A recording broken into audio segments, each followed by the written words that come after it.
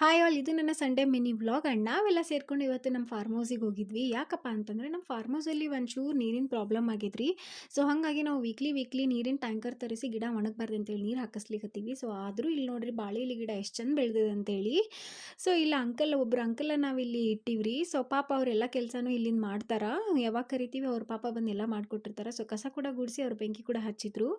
So ಅದಾದಮೇಲೆ ಬರ್ದಲ್ರಿ ಏನಾದ್ರೂ ಇದ್ರಾಗ ನೋಡ್ರಿ ಇಲ್ಲಿ ಬಿಡ್ತದ ನೋಡ್ರಿ ಹಿಂಗ್ ಬಿಡತದ ನೋಡ್ರಿ ಇಲ್ಲಿ ಬಿಡಾಕತ್ತೆ ಅಂದ್ರೆ ಸುಳಿ ಬಿಡಾಕತ್ತೆ ಅಂದ್ರೆ ಚಿಗಿರ್ ಬಿಡಾಕತ್ತೆ ಅಂದ್ರೆ ತಾನಾಗೆ ಬಿಟ್ಟಂಗ. ಈ ಸಲ ಈ ಗಿಡ ನೀವು ಬೇಕಾದಷ್ಟು ಮಾಡಿದ್ರು ಒಂದು ಹೂ ಬಿಡೋದಲ್ರಿ.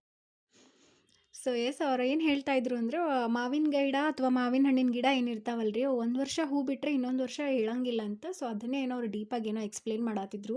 ಸೊ ನಾನು ಕೂಡ ಇವತ್ತು ನಮ್ಮ ಫಾರ್ಮಸಿಗೆ ಗಿಡಕ್ಕೆಲ್ಲ ನೀರು ಹಾಕಿದೆ. ಸೊ ನನಗೂ ಭಾಳ ಖುಷಿ ಆಯಿತು. ಆ್ಯಂಡ್ ವೀಕ್ಲಿ ನನ್ನ ಹಸ್ಬೆಂಡ್ ಮತ್ತು ನಮ್ಮ ಫಾದರ್ ಇನ್ ಲಾ ಬಂದೇ ಬರ್ತಿದ್ರಿ ನೀರು ಹಾಕಿಸ್ಲಿಕ್ಕೆ ಅಂಥೇಳಿ. ಸೊ ಇವತ್ತು ಕೂಡ ನಾನು ಬಂದೆ. ಸ್ವಲ್ಪ ಫ್ರೆಶ್ ಏರ್ ಸಿಗುತ್ತೆ, ಆಮೇಲೆ ಸ್ವಲ್ಪ ರಿಲ್ಯಾಕ್ಸ್ ಆಗುತ್ತೆ ಅಂಥೇಳಿ ನಾನು ಕೂಡ ಇವತ್ತು ಬಂದೆ. ಸೊ ನೋಡಿರಿ ನೀರು ಹಾಕಿದ್ದು ಕೊಕ್ಕರೆ ಕೂಡ ಬಂದಿತ್ತು. ಸೊ ಹಂಗೆ ಹೋಗ್ತಾ ದಾರಿಯಲ್ಲಿ ಒಂದಿಷ್ಟು ಫಾರ್ಮ್ ಹೌಸ್ ಯಾವ ಥರ ಕಟ್ಟಿಸ್ಬೇಕು, ಆಮೇಲೆ ಸ್ಟ್ರಕ್ಚರ್ಸ್ ಎಲ್ಲ ಸ್ವಲ್ಪ ನೋಡ್ಕೊಂಡು ಹೊಂಟಿದ್ವಿ. ಸೊ ಇದು ನೋಡ್ರಿ ಎಷ್ಟು ಚೆನ್ನಾಗಿದೆ ಅಂತೇಳಿ. ಅದು ಕಂಬ ಇರ್ಬೋದು, ಡಿಸೈನ್ ಇರ್ಬೋದು, ಎಲ್ಲ ಇಂಟೀರಿಯರು ನೋಡಿಕೊಂಡು ಮನೆಗೆ ಹೋದ್ವಿ.